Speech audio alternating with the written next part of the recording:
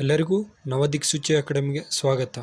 Chapter 14 president, ರಾಷ್ಟ್ರಾಧ್ಯಕ್ಷರು ಅಥವಾ ರಾಷ್ಟ್ರಪತಿಗಳು. Friends, ನಾವು ಈ ಕ್ಲಾಸಲ್ಲಿ ಭಾರತದ ಪ್ರಥಮ ಪ್ರಜೆ ಅಂದರೆ ರಾಷ್ಟ್ರಾಧ್ಯಕ್ಷರು ಅಥವಾ ರಾಷ್ಟ್ರಪತಿಗಳ ಬಗ್ಗೆ ಡೀಟೇಲ್ ಆಗಿ ಡಿಸ್ಕಸ್ ಮಾಡ್ತಾ ಹೋಗೋಣ. The articles 52 to 78 in part 5 of the constitution deal with the union executive. ಅಂದರೆ ಈ ಸಂವಿಧಾನದಲ್ಲಿ ಭಾಗ 5ರಲ್ಲಿ ಕಂಡುಬರುವ ವಿಧಿಗಳು 52ರಿಂದ 78ರವರೆಗಿನ ಕೇಂದ್ರ ಕಾರ್ಯಾಂಗಕ್ಕೆ ಸಂಬಂಧಿಸಿವೆ. ಅಂದರೆ ಭಾಗ 3 ಯಾವುದಕ್ಕೆ ಸಂಬಂಧಿಸಿದೆ ಅಂದರೆ ಮೂಲಭೂತ ಹಕ್ಕುಗಳು, ಭಾಗ 4 ರಾಜ್ಯ ನಿರ್ದೇಶಕ ತತ್ವಗಳು, ಭಾಗ 4A ಮೂಲಭೂತ ಕರ್ತವ್ಯಗಳು. ಹಾಗಾದರೆ ಭಾಗ 5 ಅದು ರಾಷ್ಟ್ರಾಧ್ಯಕ್ಷರು ಅಥವಾ ರಾಷ್ಟ್ರಪತಿಗಳಿಗೆ ಸಂಬಂಧಿಸಿದೆ. ಇದರಲ್ಲಿ ವಿಧಿಗಳು ಎಲ್ಲಿಂದ ಅಂದರೆ ವಿಧಿಗಳು 52ರಿಂದ 78 ಇವು ಕೇಂದ್ರ ಕಾರ್ಯಾಂಗಕ್ಕೆ ಸಂಬಂಧಿಸಿದವೆ. The union executive consists of the president, the vice president and the prime minister, the councils of ministers and the attorney general of India. ಅಂದರೆ ಈ ಕೇಂದ್ರ ಕಾರ್ಯಾಂಗವು ರಾಷ್ಟ್ರಾಧ್ಯಕ್ಷರು, ಉಪರಾಷ್ಟ್ರಾಧ್ಯಕ್ಷರು, ಪ್ರಧಾನಮಂತ್ರಿಗಳು, ಮಂತ್ರಿಮಂಡಲಿ ಮತ್ತು ಅಟಾರ್ನಿ ಜನರಲನ್ನು ಒಳಗೊಂಡಿರುತ್ತದೆ. ಈಗ ನಮ್ಮ ಸಂವಿಧಾನದಲ್ಲಿ ಕಾರ್ಯಾಂಗ, ನ್ಯಾಯಾಂಗ, ಶಾಸಕಾಂಗ ಅಂತ 3 ಭಾಗಗಳಿದ್ದಾವೆ. ಈ ಕಾರ್ಯಾಂಗದಲ್ಲಿ ಯಾರ್ಯಾರು ಒಳಗೊಂಡಿದ್ದಾರೆ ಅಂತಂದರೆ ರಾಷ್ಟ್ರಪತಿಗಳು, ಉಪರಾಷ್ಟ್ರಪತಿಗಳು, ಪ್ರಧಾನಮಂತ್ರಿಗಳು ಮತ್ತು ಮಂತ್ರಿಮಂಡಲ ಹಾಗೂ ಅಟಾರ್ನಿ ಜನರಲನ್ನು ಒಳಗೊಂಡಿರುತ್ತದೆ. ಇಲ್ಲಿ ರಾಷ್ಟ್ರಾಧ್ಯಕ್ಷರು ಅಂತಂತಂದರೆ ನೆನಪಲ್ಲಿಡಬೇಕಾಗಿದ್ದು ಏನು ಅಂತಂದರೆ ಅದು ಭಾಗ 5 ರಾಷ್ಟ್ರಾಧ್ಯಕ್ಷರಿಗೆ ಸಂಬಂಧಿಸಿದೆ. ಯಾವ್ಯಾವ ವಿಧಿಗಳು ಅಂದರೆ ವಿಧಿ 52ರಿಂದ 78 ಅದು ರಾಷ್ಟ್ರಾಧ್ಯಕ್ಷರಿಗೆ ಸಂಬಂಧಿಸಿದೆ. ಕೇಂದ್ರ ಕಾರ್ಯಾಂಗವು ಏನೇನು ಒಳಗೊಂಡಿದೆ ಅಂತಂದರೆ ರಾಷ್ಟ್ರಾಧ್ಯಕ್ಷರು, ಉಪರಾಷ್ಟ್ರಾಧ್ಯಕ್ಷರು, ಪ್ರಧಾನಮಂತ್ರಿಗಳು, ಮಂತ್ರಿಮಂಡಲಿ ಮತ್ತು ಅಟಾರ್ನಿ ಜನರಲ್. ಮತ್ತು ಈಗ ಕೇಂದ್ರ ಶಾಸಕಾಂಗ ಮಂಡಳಿ, ಕೇಂದ್ರ ನ್ಯಾಯಾಂಗ ಮಂಡಳಿ ಅವು ನೆಕ್ಸ್ಟ್ ಕ್ಲಾಸಲ್ಲಿ ಅದರದೇ ಆದ ಸಬ್ಜೆಕ್ಟ್ಸ್ ಅಥವಾ ಚಾಪ್ಟರ್ಸಲ್ಲಿ ಡಿಸ್ಕಸ್ ಮಾಡ್ತಾ ಹೋಗೋಣ. The president is the head of the Indian state. He is the first citizen of India and acts as the symbol of unity, integrity and solidarity of the nation. ಅಂದರೆ ನಮ್ಮ ಭಾರತದ ರಾಷ್ಟ್ರಪತಿಗಳು ರಾಜ್ಯದ ಮುಖ್ಯಸ್ಥರಾಗಿರ್ತಾರೆ. ಅಂದರೆ ಭಾರತ ರಾಜ್ಯದ ಮುಖ್ಯಸ್ಥರು ರಾಷ್ಟ್ರಪತಿಗಳು. ಇವರು ಭಾರತದ ಪ್ರಥಮ ಪ್ರಜೆಯಾಗಿರುತ್ತಾರೆ ಮತ್ತು ರಾಷ್ಟ್ರದ ಏಕತೆ, ಸಮಗ್ರತೆ ಮತ್ತು ಐಕ್ಯತೆ ಸಂಕೇತವಾಗಿ ಕಾರ್ಯನಿರ್ವಹಿಸುತ್ತಾರೆ. ಇಲ್ಲಿ ಇಂಪಾರ್ಟೆಂಟ್ ಅಂತಂದರೆ who is the first citizens of India ಅಂತಂತಂದರೆ ಭಾರತದ ಪ್ರಥಮ ಪ್ರಜೆ ಯಾರು ಅಂತಂದರೆ ಅದು ರಾಷ್ಟ್ರಪತಿಗಳು. Next, election of the president ಅಂದರೆ ರಾಷ್ಟ್ರಾಧ್ಯಕ್ಷರ ಚುನಾವಣೆ. ಈ ರಾಷ್ಟ್ರಪತಿಗಳ ಚುನಾವಣೆಯ ಕಾರ್ಯವಿಧಾನ ಹಾಗೂ ಯಾರ್ಯಾರು ಭಾಗವಹಿಸುತ್ತಾರೆ ಅನ್ನೋದು ಡೀಟೇಲ್ ಆಗಿ ನೋಡೋಣ. The president is elected not directly by the people but by the members of the electoral college. ಅಂದರೆ ಈ ರಾಷ್ಟ್ರಪತಿಗಳು ನೇರವಾಗಿ ಜನರಿಂದ ಚುನಾಯಿಸಲಾಗುವುದಿಲ್ಲ. ಅದಕ್ಕೆ ಅಂತಲೇ ಒಂದು ನಿರ್ವಾಚನ ಮಂಡಳಿ ಇರುತ್ತೆ. ಆ ನಿರ್ವಾಚನ ಮಂಡಳಿ ಮೂಲಕ ಪರೋಕ್ಷವಾಗಿ ಚುನಾಯಿಸಲಾಗುತ್ತದೆ. The members of electoral college consisting of ಅಂದರೆ ಈ ನಿರ್ವಾಚನ ಮಂಡಳಿಯು ಸದಸ್ಯರನ್ನು ಯಾವ್ಯಾವ ಒಳಗೊಂಡಿರುತ್ತದೆ ಅಂತಂದರೆ first one, the elected member of both the houses of the parliament. ಅಂದರೆ ಸಂಸತ್ತಿನ 2 ಸದನಗಳ ಚುನಾಯಿತ ಸದಸ್ಯರು, ಅಂದರೆ ಲೋಕಸಭಾ ಮತ್ತು Rajya Sabha. Second one, the elected members of the legislative assembly of the states. ಅಂದರೆ ಈ ರಾಜ್ಯ ವಿಧಾನಸಭೆಗಳಿರ್ತಾರಲ್ಲ ಆ ವಿಧಾನಸಭೆಗಳ ಚುನಾಯಿತ ಸದಸ್ಯರು. Third one, the elected members of the legislative assemblies of the union territories of the Delhi and Puducherry. ಅಂದರೆ ದೆಹಲಿ ಮತ್ತು ಪುದುಚೇರಿ ಕೇಂದ್ರಾಡಳಿತ ಪ್ರದೇಶಗಳಾದ ವಿಧಾನಸಭೆಗಳ ಚುನಾಯಿತ ಸದಸ್ಯರು. ಫ್ರೆಂಡ್ಸ್, ಇಲ್ಲಿ ರಾಷ್ಟ್ರಪತಿಗಳ ಚುನಾವಣೆಗೆ ಯಾರ್ಯಾರು ಭಾಗವಹಿಸುತ್ತಾರೆ ಅನ್ನೋದು ತುಂಬ ಇಂಪಾರ್ಟೆಂಟು. ಹಾಗಾಗಿ ಇದು ಈ 3 ಪಾಯಿಂಟ್ಸ್ ಇದಾವಲ್ಲ, ಮೆಂಬರ್ಸ್ ಆಫ್ ಎಲೆಕ್ಟ್ರಲ್ ಕಾಲೇಜ್, ಅದು ಭಾಳನೇ important. Next, the nominated members do not participate in the election. ಹಾಗಾದರೆ ಈಗ members of electoral college consisting ನೋಡಿದ್ವಿ ಯಾರ್ಯಾರು ಚುನಾಯಿತ ಸದಸ್ಯರು ಭಾಗವಹಿಸುತ್ತಾರೆ ಅಂತ. ಅಂದರೆ ಇಲ್ಲಿ ನಾಮಿನೇಟೆಡ್ ಮೆಂಬರ್ಸ್ ಅಂದರೆ ನಾಮನಿರ್ದೇಶಿತ ಸದಸ್ಯರು ಚುನಾವಣೆಯಲ್ಲಿ ಭಾಗವಹಿಸುತ್ತಿಲ್ಲ. ಅವ್ರು ಯಾರ್ಯಾರು ಅಂತಂತಂದರೆ the nominated members of both the houses of the parliament. ಅಂದರೆ ಸಂಸತ್ತಿನ ಉಭಯ ಸದನಗಳ ನಾಮನಿರ್ದೇಶಿತ ಸದಸ್ಯರು, ಅಂದರೆ ರಾಜ್ಯಸಭಾ ಮತ್ತು ಲೋಕಸಭಾದ ನಾಮನಿರ್ದೇಶಿತ ಸದಸ್ಯರು ಭಾಗವಹಿಸುವಂತಿಲ್ಲ. ಆದರೆ ಸಂಸತ್ತಿನ 2 ಸದನಗಳ ಚುನಾಯಿತ ಸದಸ್ಯರು ಭಾಗವಹಿಸಬಹುದು. ಈ ಡಿಫ್ರೆನ್ಸ್ ಭಾಳ important. Next, the nominated members of the state legislative assemblies and the members of both elected and nominated of the state legislative councils. ಅಂದರೆ ಈ ರಾಜ್ಯ ವಿಧಾನ ಪರಿಷತ್ತಿನ ಸದಸ್ಯರು ಮತ್ತು ರಾಜ್ಯ ವಿಧಾನಸಭೆಗಳ ನಾಮನಿರ್ದೇಶಿತ ಸದಸ್ಯರು ಭಾಗವಹಿಸುವಂತಿಲ್ಲ. ರಾಜ್ಯ ವಿಧಾನಸಭೆಗಳ ನಾಮನಿರ್ದೇಶಿತ ಸದಸ್ಯರು, ರಾಜ್ಯ ವಿಧಾನ ಪರಿಷತ್ತಿನ ಚುನಾಯಿತ ಮತ್ತು ನಾಮನಿರ್ದೇಶನ ಸದಸ್ಯರು ಇಬ್ಬರು ಭಾಗವಹಿಸುವಂತಿಲ್ಲ. Next, and the nominated members of the legislative assemblies of the Delhi, Puducherry do not participate in the election of the president. ಅಂದರೆ ದೆಹಲಿ ಮತ್ತು ಪುದುಚೇರಿ ವಿಧಾನಸಭೆಗಳ ನಾಮನಿರ್ದೇಶಿತ ಸದಸ್ಯರು ರಾಷ್ಟ್ರಪತಿ ಚುನಾವಣೆಯಲ್ಲಿ ಭಾಗವಹಿಸುವಂತಿಲ್ಲ. ಇದು ಭಾಳನೇ ಇಂಪಾರ್ಟೆಂಟ್ ಎಕ್ಸಾಮಿಗೆ. ಈಗ ರಾಷ್ಟ್ರಪತಿಗಳ ಚುನಾವಣೆಗೆ ಯಾರ್ಯಾರು ಭಾಗವಹಿಸುತ್ತಾರೆ ಅಂತಂತಂದರೆ ಲೋಕಸಭಾ ಮತ್ತು ರಾಜ್ಯಸಭೆಯ ಚುನಾಯಿತ ಸದಸ್ಯರು ಭಾಗವಹಿಸುತ್ತಾರೆ. ಅದೇ ನಾಮನಿರ್ದೇಶಿತ ಸದಸ್ಯರು ಭಾಗವಹಿಸುವಂತಿಲ್ಲ. ಮತ್ತು ರಾಜ್ಯಗಳ ವಿಧಾನಸಭೆಗಳ ಚುನಾಯಿತ ಸದಸ್ಯರು ಭಾಗವಹಿಸುತ್ತಾರೆ. ಅದೇ ರಾಜ್ಯ ವಿಧಾನಸಭೆಗಳ ನಾಮನಿರ್ದೇಶಿತ ಸದಸ್ಯರು ಭಾಗವಹಿಸುವಂತಿಲ್ಲ. ಮತ್ತು ರಾಜ್ಯ ವಿಧಾನ ಪರಿಷತ್ತರು ಇರ್ತಾರಲ್ಲ, ಅದು ಚುನಾಯಿತ ಮತ್ತು ನಾಮನಿರ್ದೇಶಿತರು ಇಬ್ಬರು ಭಾಗವಹಿಸುವಂತಿಲ್ಲ. ಮತ್ತು ದೆಹಲಿ ಮತ್ತು ಪುದುಚೇರಿ ಕೇಂದ್ರಾಡಳಿತ ಪ್ರದೇಶಗಳ ವಿಧಾನಸಭೆಗಳ ಚುನಾಯಿತ ಸದಸ್ಯರು ಭಾಗವಹಿಸುತ್ತಾರೆ ನಿರ್ವಾಚನ ಮಂಡಳಿಯಲ್ಲಿ. ಅದೇ ದೆಹಲಿ ಮತ್ತು ಪುದುಚೇರಿ ವಿಧಾನಸಭೆಗಳ ನಾಮನಿರ್ದೇಶಿತ ಸದಸ್ಯರು ರಾಷ್ಟ್ರಪತಿ ಚುನಾವಣೆಯಲ್ಲಿ ಭಾಗವಹಿಸುವಂತಿಲ್ಲ. ಈ ಡಿಫ್ರೆನ್ಸು ಭಾಳ ಇಂಪಾರ್ಟೆಂಟು, ಕ್ಲೀನಾಗಿ ನೋಡ್ಕೊಳ್ಳಿ. Next, the method of election of the president. ಅಂದರೆ ಈ ರಾಷ್ಟ್ರಪತಿಗಳ ಚುನಾವಣೆ ವಿಧಾನ. The article 55 provides that there shall be a uniformity in the scale of representation of different states as well as parity between the states as a whole and the union at the election of the president. ಅಂದರೆ ಈ ರಾಷ್ಟ್ರಾಧ್ಯಕ್ಷರ ಚುನಾವಣೆಯಲ್ಲಿ ವಿವಿಧ ರಾಜ್ಯಗಳ ಪ್ರಾತಿನಿಧ್ಯದಲ್ಲಿ ಸಾಧ್ಯವಾದಷ್ಟು ಮಟ್ಟಿಗೆ ಏಕ ಪ್ರಕಾರದ ಪ್ರಮಾಣ ಇರಬೇಕೆಂದು ಮತ್ತು ರಾಷ್ಟ್ರಾಧ್ಯಕ್ಷರ ಚುನಾವಣೆಯಲ್ಲಿ ಒಟ್ಟಾರೆಯಾಗಿ ರಾಜ್ಯಗಳು ಮತ್ತು ಒಕ್ಕೂಟದ ನಡುವೆ ಸಮಾನತೆ ಹೊಂದಿರಬೇಕೆಂದು ವಿಧಿ 55 ಸ್ಪಷ್ಟಪಡಿಸುತ್ತದೆ. ಅಂದರೆ ಈ ರಾಷ್ಟ್ರಾಧ್ಯಕ್ಷ ಚುನಾವಣೆ ನಡಿಬೇಕಂದ್ರೆ ಅದು ಏಕ ಪ್ರಕಾರದ ಪ್ರಮಾಣ ಇರಬೇಕೆಂದು ಮತ್ತು ಒಟ್ಟಾರೆಯಾಗಿ ರಾಜ್ಯಗಳು ಮತ್ತು ಒಕ್ಕೂಟದ ನಡುವೆ ಸಮಾನತೆ ಹೊಂದಿರಬೇಕು. ಹಾಗಾಗಿ ಈ ಚುನಾವಣೆ ವಿಧಾನ ಯಾವ ಆರ್ಟಿಕಲ್ ಅಂತಂತಂದರೆ ಅದು ಆರ್ಟಿಕಲ್ 55. ಅಂದರೆ ರಾಷ್ಟ್ರಪತಿ ಚುನಾವಣೆಗೆ ಯಾವ ಆರ್ಟಿಕಲ್ ಸಂಬಂಧಿಸಿದೆ ಅಂದರೆ ಅದು ಆರ್ಟಿಕಲ್ 55. ಇದು ನೆನಪಲ್ಲಿಡಬೇಕು. ವಿಧಿ 55 ಏನು ಹೇಳುತ್ತೆ ಅಂತಂದರೆ ಅದು ರಾಷ್ಟ್ರಪತಿಗಳ ಚುನಾವಣೆ ವಿಧಾನ. To achieve the number of votes which each elected member of the legislative assembly of each state and the parliament is entitled to cast at such election shall be determined in the following manner. ಅಂದರೆ ಈ ರಾಷ್ಟ್ರಾಧ್ಯಕ್ಷರ ಚುನಾವಣೆ ವಿಧಾನವನ್ನು ಸಾಧಿಸಲು ಇವರ ರಾಷ್ಟ್ರಾಧ್ಯಕ್ಷ ಚುನಾವಣೆಯಲ್ಲಿ ಪ್ರತಿ ರಾಜ್ಯ ವಿಧಾನಸಭೆಗಳ ಪ್ರತಿಯೊಬ್ಬ ಚುನಾಯಿತ ಸದಸ್ಯ ಮತ್ತು ಸಂಸತ್ತಿನ ಪ್ರತಿಯೊಬ್ಬ ಚುನಾಯಿತ ಸದಸ್ಯ ಎಷ್ಟು ಮತಗಳು ಚಲಾಯಿಸಲು ಅರ್ಹ ಎಂಬುದನ್ನು ಈ ಕೆಳಗಿನ ರೀತಿಯಲ್ಲಿ ನಿರ್ಧರಿಸಲಾಗುತ್ತದೆ. ಇದಕ್ಕೆ ಅಂತಲೇ ಒಂದು ಈಕ್ವೇಷನ್ಸ್ ಇದ್ದಾವೆ. ಅದು ಯಾವ ರೀತಿ ಮಾಡ್ತಾರೆ, value of the vote of the MLA ಬರುತ್ತೆ, ಮತ್ತು value of each of the MP ಬರುತ್ತೆ. ಅಂದರೆ ಸಂಸದರ ಮತ ಮೌಲ್ಯ ಮತ್ತು ಶಾಸಕರ ಮತ ಮೌಲ್ಯದ ಆಧಾರವಾಗಿ ರಾಷ್ಟ್ರಾಧ್ಯಕ್ಷರ ಚುನಾವಣೆಯಲ್ಲಿ ಚುನಾಯಿತ ಸದಸ್ಯರು ಮತ್ತು ಸಂಸತ್ತಿನ ಪ್ರತಿಯೊಬ್ಬ ಚುನಾಯಿತ ಸದಸ್ಯರು ಎಷ್ಟು ಮತಗಳು ಚಲಾಯಿಸಲು ಅರ್ಹ ಎಂಬುದನ್ನು ನಿರ್ಧರಿಸಲಾಗುತ್ತದೆ. Next, value of vote of N MLA ಅಂದರೆ ಶಾಸಕರ ಮತದ ಮೌಲ್ಯ. ಇದನ್ನು ಯಾವ ರೀತಿ ಫೌಂಡ್ ಔಟ್ ಮಾಡ್ತೀವಿ ಅಂತಂದರೆ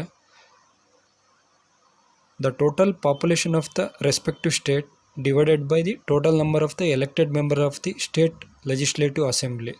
ಇದನ್ನು ಡಿವೈಡೆಡ್ ಮಾಡಿ ಬರುವ ಕೋಷನ್ನ ಮತ್ತೆ 1000ದಿಂದ ಡಿವೈಡೆಡ್ ಮಾಡಿದರೆ the value of N vote of N each MLA ಸಿಗುತ್ತೆ. ಅಂದರೆ ರಾಜ್ಯದ ಒಟ್ಟು ಜನಸಂಖ್ಯೆ ಮತ್ತು ವಿಧಾನಸಭೆಯ ಒಟ್ಟು ಚುನಾಯಿತ ಸದಸ್ಯರ ಸಂಖ್ಯೆಯಿಂದ ಭಾಗಿಸಬೇಕು. ಬರುವ ಭಾಗಲಬ್ಧವನ್ನು 1000ದಿಂದ ಭಾಗಿಸಿದರೆ ವಿಧಾನಸಭೆಯ ಚುನಾಯಿತ ಸದಸ್ಯರೊಬ್ಬದ ಮತದ ಮೌಲ್ಯ ದೊರೆಯುತ್ತದೆ. ಅಂದರೆ ಈಗ ರಾಜ್ಯದ ಒಟ್ಟು ಜನಸಂಖ್ಯೆ ಕರ್ನಾಟಕದ ಒಂದು 7 ಕೋಟಿ ಇದೆ ಅಂದ್ಕೊಳ್ಳಿ.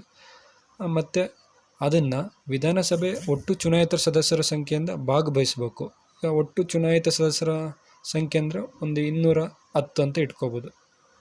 ಅದನ್ನು ಭಾಗವಹಿಸಿ ಬರುವ ಭಾಗಲಬ್ಧವನ್ನು 1000ರಿಂದ ಭಾಗಿಸಿದರೆ ವಿಧಾನಸಭೆ ಚುನಾಯಿತ ಸದಸ್ಯರೊಬ್ಬರ ಮತದ ಮೌಲ್ಯವು ದೊರೆಯುತ್ತದೆ. ಇದನ್ನು ಈ ಈಕ್ವೇಷನಲ್ಲಿ ನೋಡ್ಬೋದು, value of N vote of N MLA. Next, value of vote of N MP ಅಂದರೆ ಸಂಸದರ ಮತದ ಮೌಲ್ಯ. ಈಗ ಶಾಸಕರ ಮತದ ಮೌಲ್ಯವನ್ನು ಆ ರಾಜ್ಯದ ಜನಸಂಖ್ಯೆಯನ್ನು ವಿಧಾನಸಭೆ ಒಟ್ಟು ಚುನಾಯಿತ ಸದಸ್ಯರ ಸಂಖ್ಯೆಯಿಂದ ಭಾಗಿಸಿದರೆ ಬರುವ ಮತದ ಮೌಲ್ಯವಾಗಿದೆ. ಅದೇ ರೀತಿಯೇ ಈ ಸಂಸದರ ಮತದ ಮೌಲ್ಯವನ್ನು total number of votes assign to MLAs divided by the total number of the MPs ಅಂದರೆ ಮೆಂಬರ್ ಆಫ್ ದಿ ಪಾರ್ಲಿಮೆಂಟ್. ಅಂದರೆ ಈ ಸಂಸತ್ತಿನ ಎರಡೂ ಸದನಗಳ ಪ್ರತಿ ಚುನಾಯಿತ ಸದಸ್ಯರು ಆ ರಾಜ್ಯ ವಿಧಾನಸಭೆಗಳ ಸದಸ್ಯರಿಗೆ ನಿಯೋಜಿಸಲಾದ ಒಟ್ಟು ಮತಗಳ ಸಂಖ್ಯೆಯನ್ನು ಉಭಯ ಸದನಗಳ ಚುನಾಯಿತ ಸದಸ್ಯರ ಒಟ್ಟು ಸಂಖ್ಯೆಯಿಂದ ಭಾಗಿಸುವ ಮೂಲಕ ಪಡೆಯಬಹುದಾದಂಥ ಮತಗಳನ್ನು ಹೊಂದಿರುತ್ತವೆ. ಇದನ್ನು ಈ ಈಕ್ವೇಷನಲ್ಲಿ ಎಕ್ಸ್ಪ್ರೆಸ್ ಮಾಡಿದ್ವಿ. ಅಂದರೆ MLAದು MPದು ಈ ಫಿಗರಲ್ಲಿ ನೋಡ್ಬೋದು. MLAದು ಯಾವ ರೀತಿ ಎಕ್ಸ್ಪ್ರೆಸ್ ಮಾಡಿದ್ದಾರೆ, MPದು ಮತದ ಮೌಲ್ಯ ವ್ಯಾಲ್ಯೂ ಆಫ್ ದಿ ವೋಟ್ನ ಯಾವ ರೀತಿ ಎಕ್ಸ್ಪ್ರೆಸ್ ಮಾಡಿದ್ದಾರೆ ಅಂತ ಎಕ್ಸ್ಪ್ರೆಸ್ಡ್. ಇದು ಈ ಪರೀಕ್ಷೆ ಏನು ಇಂಪಾರ್ಟೆಂಟ್ ಅಲ್ಲ, ಆದರೂ ತಿಳ್ಕೊಬೇಕು ಯಾವ ರೀತಿ ಮತಗಳನ್ನು ಪರಿಗಣನೆ ಮಾಡ್ತಾರೆ, ಮತದ ಮೌಲ್ಯ ಯಾವ ರೀತಿ, ಶಾಸಕರ ಮತದ ಮೌಲ್ಯ ಯಾವ ರೀತಿ, ಸಂಸದರ ಮತದ ಮೌಲ್ಯ ಯಾವ ರೀತಿ ಅಂತ.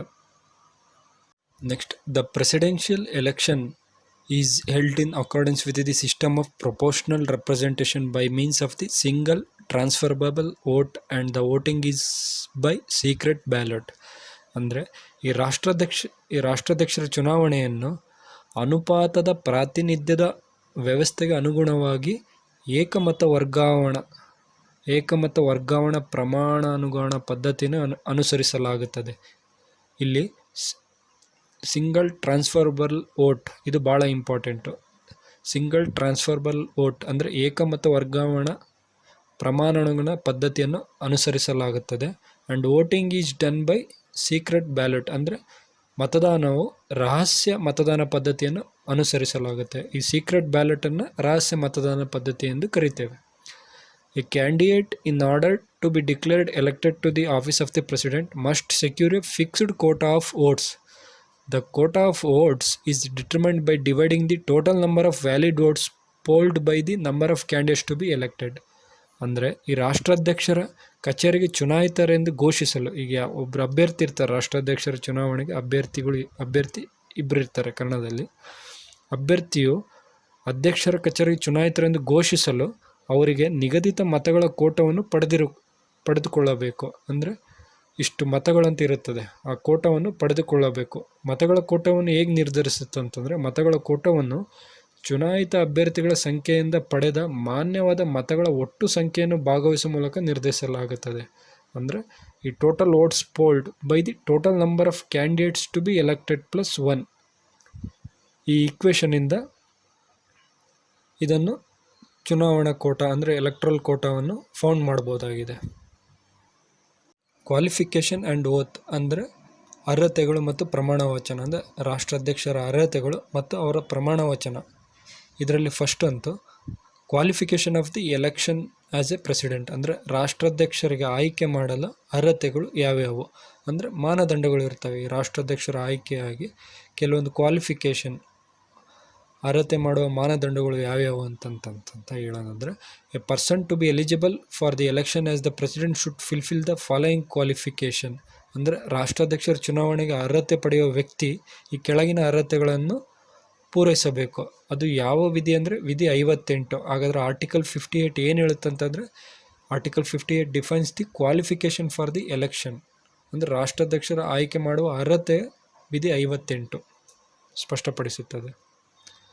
ಕ್ವಾಲಿಫಿಕೇಷನ್ ಯಾವ್ಯಾವು ಅಂತಂದರೆ ಅರ್ಹತೆಗಳು, ಮೊದಲನೇದು ಈ should B A citizen of India ಅಂದರೆ ಅವರು ಭಾರತದ ಪ್ರಜೆಯಾಗಿರಬೇಕು. ಈ should have completed 35 years of age, ಇದು ಭಾಳ ಇಂಪಾರ್ಟೆಂಟು. ಈ should have completed 35 years of age ಅಂದರೆ ಅವರು 35 ವರ್ಷಗಳನ್ನು ಪೂರ್ಣಗೊಳಿಸಿರಬೇಕು ರಾಷ್ಟ್ರಾಧ್ಯಕ್ಷರ ಚುನಾವಣೆಗೆ. ಈ should B qualified for election as A member of the Lok Sabha ಅಂದರೆ ಅವರು ಲೋಕಸಭಾ ಸದಸ್ಯರಾಗುವ ಅರ್ಹತೆಯನ್ನು ಹೊಂದಿರಬೇಕು. ಈ should not hold any office of profit under the union government or any state government or any local authority or any other public authority ಅಂದರೆ ಇವರು ಕೇಂದ್ರ ಸರ್ಕಾರ ಅಥವಾ ಯಾವುದೇ ರಾಜ್ಯ ಸರ್ಕಾರ ಅಥವಾ ಯಾವುದೇ ಸ್ಥಳೀಯ ಪ್ರಾಧಿಕಾರ ಅಥವಾ ಯಾವುದೇ ಸಾರ್ವಜನಿಕ ಪ್ರಾಧಿಕಾರದಲ್ಲಿ ಯಾವುದೇ ರೀತಿಯ ಲಾಭದಾಯಕ ಹುದ್ದೆಯನ್ನು ಹೊಂದಿರಬಾರದು. ಇವೆಲ್ಲ ಏನಿದು, ಇವೆಲ್ಲ ಅರ್ಹತೆಗಳು ರಾಷ್ಟ್ರಾಧ್ಯಕ್ಷರ ಆಯ್ಕೆ ಮಾಡುವ ಅರ್ಹತೆಗಳು.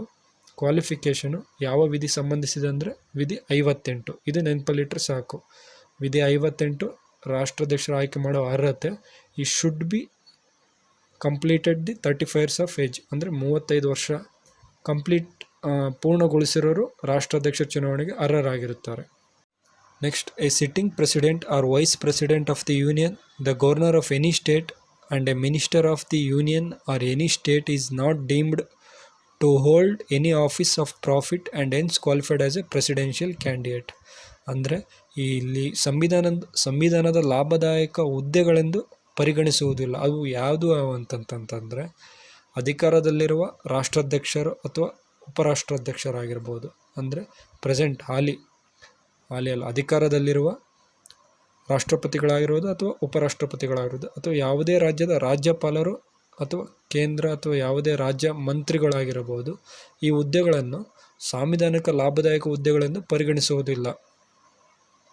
ಆದ್ದರಿಂದ ಈ ಹುದ್ದೆಯಲ್ಲಿರೋ ವ್ಯಕ್ತಿಗಳು ರಾಷ್ಟ್ರಾಧ್ಯಕ್ಷರ ಚುನಾವಣೆಯಲ್ಲಿ ಸ್ಪರ್ಧಿಸಬಹುದು. ಆದರೆ ಕೆಲವೊಂದು ಸಾರ್ವಜನಿಕ ಪ್ರಾಧಿಕಾರದಲ್ಲಿ ಅಥವಾ ಕೇಂದ್ರ ಸರ್ಕಾರ ಅಥವಾ ಯಾವುದೇ ಸ್ಥಳೀಯ ಪ್ರಾಧಿಕಾರದಲ್ಲಿ ಯಾವುದೇ ಲಾಭದಾಯಕ ಹುದ್ದೆಯನ್ನು ಹೊಂದಿರಬಾರದು ಎಂದು ಅರ್ಹತೆಗಳಲ್ಲಿ ಹೇಳಿದ್ದೇವೆ. ಅದನ್ನು ಬಿಟ್ಟು ಈ ಲಾಭದಾಯಕ ಹುದ್ದೆಗಳೆಂದು ಪರಿಗಣಿಸುವುದಿಲ್ಲ ಯಾವುದು ಅಂತಂತಂದರೆ ಇವೆ: ರಾಷ್ಟ್ರಾಧ್ಯಕ್ಷರು ಮತ್ತು ಉಪರಾಷ್ಟ್ರಾಧ್ಯಕ್ಷರು ಮತ್ತು ರಾಜ್ಯದ ರಾಜ್ಯಪಾಲರು ಮತ್ತು ಕೇಂದ್ರ ಅಥವಾ ಯಾವುದೇ ರಾಜ್ಯ ಮಂತ್ರಿಗಳಾಗಿರ್ಬೋದು. ಅವರು ಸಂವಿಧಾನಿಕ ಲಾಭದಾಯಕ ಹುದ್ದೆಗಳೆಂದು ಪರಿಗಣಿಸುವುದಿಲ್ಲ. ಆದ್ದರಿಂದ ಇವರು ರಾಷ್ಟ್ರಾಧ್ಯಕ್ಷರ ಚುನಾವಣೆಯಲ್ಲಿ ಸ್ಪರ್ಧಿಸಬಹುದಾಗಿದೆ. Next, the nomination of a candidate for election to the office of the president must be subscribed by at least 50 electors as a proposers and 50 electors as a seconders. ಅಂದರೆ ಈ ರಾಷ್ಟ್ರಪತಿಗಳ ಅಥವಾ ರಾಷ್ಟ್ರಾಧ್ಯಕ್ಷರ ಚುನಾವಣೆಗೆ ಸ್ಪರ್ಧೆ ಬಯಸುವ ವ್ಯಕ್ತಿಯು ನಾಮಪತ್ರಕ್ಕೆ ಕನಿಷ್ಠ 50 ಮಂದಿ ಮತದಾರರು ಪ್ರಸ್ತಾಪಿಸಬೇಕು ಮತ್ತು 50 ಮಂದಿ ಮತದಾರರು ಅದನ್ನು ಅನುಮೋದಿಸಬೇಕು. ಅಂದರೆ at least 50 electors as a proposers and 50 electors as a seconders. ಅಂದರೆ 50 ಮಂದಿ ಮತದಾರರು ಪ್ರಸ್ತಾಪಿಸಬೇಕು, 50 ಮಂದಿ ಮತದಾರರು ಅದನ್ನು ಅನುಮೋದಿಸಬೇಕು. ಇದು ಭಾಳ ಇಂಪಾರ್ಟೆಂಟು. ಯಾವುದು? 50 electors as a proposers and 50 electors as a seconders. Next, every candidate has to make a security deposit of 15,000 in the RBI. The security deposit is liable to be forfeited in case of candidate fails to secure 1/6 of the votes to be polled. ಅಂದರೆ ಈ ಪ್ರತಿಯೊಬ್ಬ ಅಭ್ಯರ್ಥಿಯು 15,000 ರೂಪಾಯಿಗಳ ಠೇವಣಿಯನ್ನು RBIನಲ್ಲಿ ಕಟ್ಟಬೇಕು. ಯಾವುದೇ ಅಭ್ಯರ್ಥಿಯು ರಾಷ್ಟ್ರಪತಿ ಚುನಾವಣೆಗೆ ಸ್ಪರ್ಧಿಸಲ್ಪಟ್ಟರೆ ಅವನು 15,000 ರೂಪಾಯಿ ಭದ್ರತಾ ಠೇವಣಿಯನ್ನು RBIನಲ್ಲಿ ಕಟ್ಟಬೇಕು. ಅಭ್ಯರ್ಥಿಯು ಒಂದು ವೇಳೆ ಸಿಂಧುತ್ವ ಪಡೆದ ಮತಗಳಲ್ಲಿ 1/6 ಮತಗಳನ್ನು ಪಡೆಯಲು ವಿಫಲವಾದರೆ ಅವರು ಠೇವಣಿಯನ್ನು ಮುಟ್ಟುಗೋಲು ಹಾಕಿಕೊಳ್ಳಲಾಗುತ್ತದೆ. ಅಂದರೆ ಈಗ ಅಭ್ಯರ್ಥಿ ಇರ್ತಾರೆ, ಈಗ ಒಂದು ವೇಳೆ ಸಿಂಧುತ್ವ ಪಡೆದ ಮತಗಳಲ್ಲಿ 1/6 ಮತಗಳನ್ನು ಪಡೆಯಲು ವಿಫಲ. ಈಗ ಅಲ್ಲಿ ಸಿಂಧುತ್ವ ಪಡೆದ ಮತಗಳು ಒಂದು 60 ಇರುತ್ತೆ. ಅದರಲ್ಲಿ by6 ಅಂದರೆ 1/6 ಅಂದರೆ ಅದರ 10ರಷ್ಟು ಮತಗಳನ್ನು ಪಡೆಯಲು ವಿಫಲವಾದರೆ, ಈಗ 60ರಲ್ಲಿ ಕನಿಷ್ಠ 10 ಮತಗಳನ್ನು ಪಡೆಯಲು ಅವರು ವಿಫಲವಾದರೆ ಸಿಂಧುತ್ವ ಪಡೆದ ಮತಗಳಲ್ಲಿ ಅವರ ಠೇವಣಿಯನ್ನು ಮುಟ್ಟುಗೋಲು ಹಾಕಿಕೊಳ್ಳುತ್ತದೆ. ಯಾರು? RBI ಕಟ್ಟಿರ್ತಾರಲ್ಲ ಭದ್ರತಾ ಠೇವಣಿ 15,000 ರೂಪಾಯಿ, ಅದನ್ನು ಮುಟ್ಟುಗೋಲು ಹಾಕಿಕೊಳ್ತಾರೆ. ಯಾಕಂದರೆ ಯಾಕೆ ಮುಟ್ಟುಗೋಲು ಹಾಕ್ಕೊಳ್ತಾರೆ ಅಂತಂತಂದರೆ ಅದು ಸಿಂಧುತ್ವ ಪಡೆದ ಮತಗಳಲ್ಲಿ 1/6 ಮತಗಳನ್ನು ಪಡೆಯಲು ವಿಫಲವಾಗಿರ್ತಾರೆ. ಹಾಗಾಗಿ ಅವರ ಭದ್ರತಾ ಠೇವಣಿಯನ್ನು ಮುಟ್ಟುಗೋಲು ಹಾಕಿಕೊಳ್ಳಲಾಗುತ್ತದೆ. Next, second one, oath or affirmation by the president. ಅಂದರೆ ರಾಷ್ಟ್ರಪತಿಯವರಿಂದ ಪ್ರಮಾಣ ವಚನ ಅಥವಾ ದೃಢೀಕರಣ. ಈಗ ರಾಷ್ಟ್ರಪತಿಗಳ ಆಯ್ಕೆ ಮಾಡಲು ಅರ್ಹತೆಗಳು ಅಂದರೆ qualification of the for election as a ಪ್ರೆಸಿಡೆಂಟ್ನ ನೋಡಿದ್ವಿ. ನೆಕ್ಸ್ಟ್ ಈಗ ಓತ್ ಆರ್ ಅಫರ್ಮೇಷನ್ ಅಂದರೆ ರಾಷ್ಟ್ರಪತಿಯವರ ಪ್ರಮಾಣ ವಚನ ಅಥವಾ ದೃಢೀಕರಣ. Before entering upon his office the president has to make to an oath. In his oath the president swears as. ಅಂದರೆ ಈ ರಾಷ್ಟ್ರಾಧ್ಯಕ್ಷರು ಅವರು ಅಧಿಕಾರ ವಹಿಸಿಕೊಳ್ಳೋಕ್ಕಿಂತ ಮುಂಚಿತವಾಗಿ ಅವರಿಗೆ ಪ್ರಮಾಣ ವಚನ ಅಥವಾ ಪ್ರತಿಜ್ಞಾವಿಧಿಯನ್ನು ಸ್ವೀಕರಿಸುತ್ತಾರೆ. ಇಲ್ಲಿ ರಾಷ್ಟ್ರಪತಿಗಳಿಗೆ ಯಾರು ಪ್ರತಿಜ್ಞಾವಿಧಿ ಅಥವಾ ಪ್ರಮಾಣ ವಚನ ಬೋಧಿಸುತ್ತಾರೆ ಅಂತಂತಂದರೆ ಭಾರತದ ಸುಪ್ರೀಂ ಕೋರ್ಟ್ CJ